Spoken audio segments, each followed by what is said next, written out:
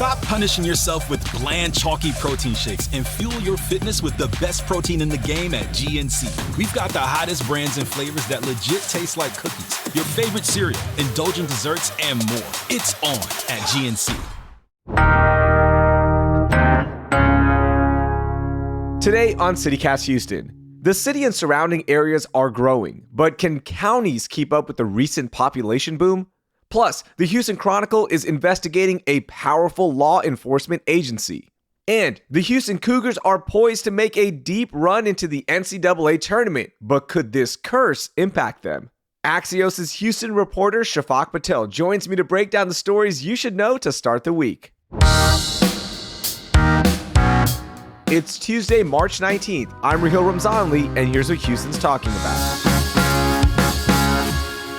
Shafaq, welcome into CityCast Houston. How are you? I'm well. How are you? I am doing great. I'm so excited to have you on. We actually ran into each other at the celebrity goat milking competition at the rodeo, which we're going to talk about later on the show. So it was nice to meet you under those circumstances. Yeah, funny circumstances, I would say, but it was fun to milk a goat next to you. Yeah, that's a great way to start a friendship, right? Absolutely. Very Houston, you know? Yeah, that's so Houston. You're so right. Before we get to our biggest stories and some rapid fire and the rest of the show, I want to put a programming note out there. If you haven't watched this yet, you got to watch God Save Texas on Max, on HBO Max, right? That's the new streaming service. The 3-part documentary series tackles a different topic about the state in each episode, and each episode is directed by a different person. So, for example, episode 1 is on the prison industrial complex in Huntsville, which we know, like, the big prison is out there, right? But there's so many other ones out there, and it is crazy. And that one's directed by Richard Linklater of Dazed and Confused fame. But it's episode 2, y'all. You have to watch. It's on H-Town, and it is done by Houston-born filmmaker Alex Stapleton as she examines the impact of the Texas oil industry on Black and disenfranchised communities. It is hard to watch, right? But it is so important. You have to watch it. It's a great show. Have you had a chance to watch it yet? No, I truly need to. I know my colleagues in Dallas have been talking about it nonstop, so I really need to pick it up. Yeah, I finally had some time over the weekend and I started it and I couldn't stop watching it. It's 3 episodes. Episode 3 is on El Paso, and Mexican-American filmmaker Ileana Sosa just explores the fluidity of life on the border, right? And it is so good how that impacts the communities. It's heartbreaking to watch. I will say that it is a tough watch, but it is an important watch. So I highly recommend that to everybody. Let's get to our biggest stories of the week. Let's start with you, Shafaq. You're the guest. You go first. Yeah, thank you. So I'm going to talk about some population numbers. So the Census Bureau released some new population data that shows how the greater Houston area increased by almost 140,000 last year. So that's from July 1st, 2022 to July 1st, 2023. And it just goes to show that, like, how Houston's continuously growing and a transplant city. In fact, all of the big metro areas in the Texas area, so Dallas, Houston, Austin, and San Antonio, were among the top 10 metros nationwide that had the biggest population increase. Though Dallas has its beat, though, with around 153,000. And those are all like population size numbers. And that data is from administrative records and other data sources to calculate the annual change. But when you look at percentages, Houston area is still growing. So Liberty and Chambers counties, which are near the Houston area, were also among the top 10 counties that had the largest residential growth. And what I think will be interesting to watch as the cities grow and the counties nearby grow is how the public services and how the infrastructure and schoolings continue to adapt to the growing population. And I think we've had a very interesting look at how Fort Bend has been growing in the past few years, and how the roads and the schooling systems are trying to keep up with the population growth. Yeah, I think that's the best point you made right there, is like, how are public services going to keep up with this, right? Because you have to think 5, 10, 15, 20 years ahead. And kind of chart that population growth and keep up with it. And a lot of the counties, as you mentioned, they have fallen behind, right? Specifically Fort Bend County. I can speak on that one as I live here. And you look at local high schools, they are just packed to the gills. You look at elementary schools, the class sizes are really high in terms of the ratio that you want with teacher to students. And it is wild to see how fast everything is growing, but counties trying to keep up, cities trying to keep up. That's the scary part because you just can't keep up, unfortunately. Mm-hmm. And it's not like it's stopping. Like people are still moving to the Houston area, and we're seeing more suburbs growing. And the counties and the city areas will just have to continue to put more resources to make sure that Houston is still a very appealing city in the future and still livable for the residents that have moved here and chosen Houston. So the population growth comes from two factors, right? Just natural growth, right? Like there's just more babies and people are going to have babies. And the second one is the immigration boom. And it was fascinating to read about the immigration pipeline, right? So when one community moves here, it instantly opens up this pipeline. And you look at, the Pakistani Indian community moving here. That's the one that we can speak about. And there was a immigration pipeline just naturally as more people moved here. You tell people back home, like, you got to come here. This is the place to be. And that pipeline has also helped with this growth. So, it's something that's going to continue, as you mentioned. And we'll see how this all plays out because this is going to be a story here for the rest of our lives, at least. Yeah, and Houston's still going to continue to get more and more diverse, as you said, with the Pakistani population or the Colombian and Venezuelan population coming to Houston. Okay, my biggest story of the week. The Houston Chronicle launched their new investigation into the Harris County Constable precincts around town. And it's a fascinating read into the funding, the political aspect of the departments, and the overall standing of the constables within our community, and also just how they kind of go up against other policing forces, right? Like the sheriff's department. I didn't know that there was this beef between them. It is interesting to read. But one thing that really stood out for me, and this is a quote from the story on the Houston Chronicle's website, it says, this year, the constables are collecting a whopping $74 million from contracts. They doubled that from what they did a decade ago, and now they command over 1,700 sworn deputies, which is a 40% increase since 2015. And these contracts, you're probably wondering, is like, wait, what do you mean? What are these contracts? Well, there's so many unincorporated parts of Harris County that these areas in the unincorporated parts are hiring constables to go out and patrol and kind of be their police force. So $74 million in contracts. And there's some fascinating numbers in this story. You have to read the whole thing. But I'm really excited to see what this is going to do in terms of how we look at constables, the accountability that comes with it, the funding, because the Houston Chronicle is putting a lot of resources into this. And when they investigate something, they do a great job. Oh, for sure. And a lot of people are already on the team to dig into this. And I think what's really interesting is they're breaking down like what constables actually do. I think there's still so much unclarity for the general audience on like what are constables and how are they different from the sheriff's office and how are they different from the police and the troopers. And I think this will add a lot of clarity for the general public. One thing that really stood out to me was how the constables were like, hey, you guys are defunding us, but there's clear numbers showing that actually you've been getting more money. So the political aspect of this and saying these phrases, kind of gets old. And then when you see the numbers, you go, oh, wait, okay, like this really is inaccurate. So I love these investigations. It's true accountability, right? We need more of that. So fascinating read. It's the biggest story for me to start the week. They also have some follow-ups coming along. And one that I saw already is about how the tollway is funding constables and how they're increasing policing on tollways and that funding and what exactly is happening. So another fascinating aspect of this, and you have to read it. We've linked the stories in our show notes. Fascinating.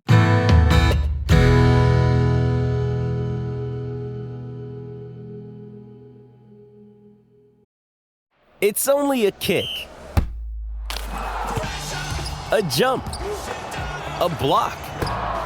It's only a serve. It's only a tackle, a run.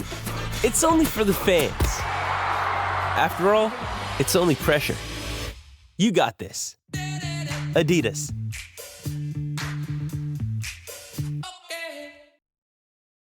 Does Monday at the office feel like a storm? Not with Microsoft Copilot. That feeling when Copilot gets everyone up to speed instantly? It's sunny again. When Copilot simplifies complex data so your teams can act, that sun's shining on a beach. And when Copilot uncovers hidden insights, you're on that beach with your people, and you find buried treasure. That's Microsoft Copilot. Learn more at Microsoft.com/AI for all. Okay, let's get into some rapid fire, Shafaq, because we have so many stories left to talk about. I've got 2 rapid fire stories for you. And the first one, the Houston Rodeo ended on Sunday. And if there's any doubt that people are fully back after the pandemic, the Jonas Brothers are saying, hey, we're back. Everyone's back, because they just set an all-time paid concert record on Friday night with 75,600 tickets sold. They broke Los Tigres del Norte's record, which they just set earlier in this month. Then we also have Bun B getting into the top 5 crowds of all time. It is crazy how many people are going to these concerts, and I can't wait to see the official numbers from the Houston Rodeo in terms of people just going out there, not the concert side of it. I know it was slow to start after the first week or so, but I think it really caught up even on Friday night when we had these crazy hailstorms moving in, and the Jonas Brothers still drew that big of a crowd. I was there. It was raining. It was pouring. And yet the audience showed up. And you know what? The Jonas Brothers delivered. The concert was amazing. And you were there for a lot of the rodeo coverage. We talked about, you and I met at the goat milking competition. What was your favorite memory from this year's rodeo? Oh, I do have to say both the goat milking and the Jonas Brothers. Yeah. But also, I can never not give a shout out to the food. I did have another pickle pizza, and that was delicious. And I was very happy with that. That pickle pizza is awesome. I love just that food, just getting out there, just seeing how big of an impact the rodeo has on the city, on the people, on the psyche even, right? Like, this is the official, we're in spring now. People are just happier. We're out there. It was so much fun. I think my favorite memory has to be the food, okay? By the way, I made a simple reel on Instagram. If you haven't watched it yet, all of our listeners, and like, still to this day, I'm still getting comments and shares on it. I'm like, what is wrong with people? The rodeo's over, guys. This food is no longer here, and we're still getting interaction. So that was a lot of fun. It was great seeing my friend Dominic Palmieri, who is the Midway Gourmet. I can't wait to see what they're going to come up with next year with the crazy food. Yeah, clearly we need rodeo food year round. Yeah. Why isn't there a restaurant for just rodeo food? Okay, our second rapid fire story, Shafaq. The University of Houston suffered some heartbreak on Saturday after losing to the Iowa State Cyclones in the Big 12 title game. But that heartbreak didn't last long, because the next day they were named as a number 1 seed in the South region for the NCAA basketball tournament. They're going to take on Longwood on Friday, March 22nd. And if they win that game and Texas A&M wins their game over Nebraska, we're going to have 2 local teams facing off on Sunday for a chance to play in the Sweet 16. Now, the Cougs are favored to make a deep run. This is a really good team. They were the number 1 team for a portion of the basketball season, but they might be falling victim to a curse. Shafaq, can you guess that curse? The good luck curse? I have no idea. It's the Drake curse. Oh. Yeah. So in the sports world, if Drake jumps on your bandwagon, you're cursed. You're going to lose. I have heard about this. Yeah. Oh my God. Yes. And here's what happened. Drake, who is now Houston's newest resident, met up with the basketball team on Sunday before the selection show got going, took pictures with the whole team, had pictures with Tillman Fertitta and all the high players. It was so cool to see. And then I'm going, oh no, this team is so good. Why is Drake here? Please don't do this, Drake. This is worse than the Ted Cruz curse. And he did it. Are you excited about the NCAA tournament at all? I don't follow basketball as thoroughly. However, I will be tuning in if Houston goes against Texas A&M. That always sounds fun. Yeah, that's going to be cool. Are you going to fill out a bracket? I can this year. Maybe I'll start this year. You have to start this year. Come on. There's so many Texas teams in it. Also, the NCAA women's tournament. This is going to be a fascinating one as well. A lot of local stories there, but the big one, this is a Texas story. Austin's not local to us. I get it. Mm-hmm. But the Texas Longhorns women's basketball team was named a number 1 seed overall for the first time, I want to say, since 2004. It's been a long time since the women's basketball team was a number 1 seed. So that's going to be fascinating as well. And I can't wait. It's my favorite tournament of the year. I love it. I fill out brackets. I get my daughter to fill out a bracket. We've been doing that since she was 1. Like as soon as literally I will just go, hey, which team do you like better? And we fill out her bracket. I can't wait. It's so much fun. I watch games all the time. We talked about it on our March guide, how starting Thursday, I'm just going to be watching basketball. I don't care. Okay, you've got me excited. Maybe this is going to be my season. Yeah, I can't wait. It's going to be fun. I think you should jump into it too. You'll have fun. Okay, I'll make a bracket for sure this year. And you have to do coverage on this as well, right? Like, come on. Oh, yeah. I cover the business side for sure. I'll cover the business aspect of it, but maybe I'll also cover the sports side of it. There you go. Okay, Our City is funny. Our City has some interesting characters, and Only in H-Town is one of my favorite segments we do every Tuesday. Shafaq, do you want to get us going? Only in H-Town, do you have a story for us? Yes, only in H-Town will we almost get rid of one bug, the crane flies, and then get another infestation of the June bugs. And also early, they're called June bugs. They're supposed to be out in June, maybe May, but now people are spotting them in March, only in Houston. Okay, you're so right, Shafaq. Only here in H-Town do we always have some kind of bug just creeping us out, right? The mosquito hawks, we just got over that. By the way, literally every night, I had to swipe 10 of them because as soon as you open the door, they jump in. They're not dangerous, but a 9-year-old does not like mosquito hawks. My wife does not like mosquito hawks. So I go on mosquito hawk duty, okay, every single night at the end of the day. But these June bugs, yeah, how are they out so early? Because of the heat. Spring is starting early, and so they're out. I'll take mosquito hawks. I will take June bugs. I'll take any other creepy crawler as long as mosquitoes stay away for the rest of the year, okay? Because mosquito season's the worst. I agree. And we've been getting a lot of rain here lately, so I think they're going to start coming out as well, unfortunately. Ugh. Okay, I'm going to get to my story. Only in H-Town will a Bluebell hater like me still get hyped for a new Bluebell flavor because they're making one of my favorite cakes into an ice cream. Now, look, I will always push for H-E-B's Creamy Creations and their ice cream now, but Bluebell is set to debut gooey butter cake ice cream. Do you know what butter cake is, first of all? No, I've never even had this cake before. What is this? Okay, so I learned about this when I was working with Landry's, when I was doing their marketing stuff. I was working on one of their brands called Mastro's, which is a super high-end steakhouse, and they have this famous dessert called warm butter cake. And it's basically a pound of butter and flour, and they make this cream cheese bottom on it, and it is so good. So I've been addicted to butter cake ever since I learned about it. It's not a big thing here. It originally started in St. Louis, from what I understand, but butter cake is delicious. And the fact that they're making a butter cake ice cream, I'm all for it. I'm going to try this one out. Okay, so the ice cream, by the way, is a flavorful cake batter ice cream combined with a luscious cream cheese swirl and rich, gooey butter cake pieces. So this is a big St. Louis tradition, and Bluebell is actually launching in St. Louis, so that's why they're doing this ice cream.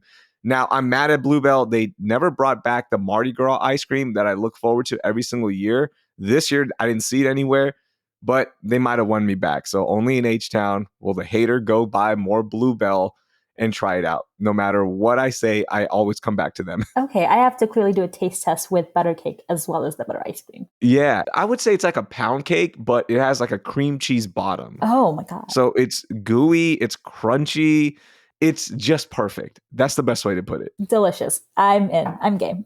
Shafaq, that was a lot of fun. By the way, tell people how they can check out your work and what you're doing. I am the co-writer of the Axios Houston newsletter. Make sure you're subscribed, and you can check us out online as well as axios.com/local/Houston. I love it, and we've dropped the links in the show notes as well. Shafaq, that was a lot of fun, and can't wait to have you back on again. Thanks so much. That was Shafaq Patel. If you enjoyed this episode, please share it with your friends and family around Houston. Heck, even share it with former Houstonians who just miss the city and want to know what's going on. That will do it for today. Thank you for listening, and I hope you learned something new.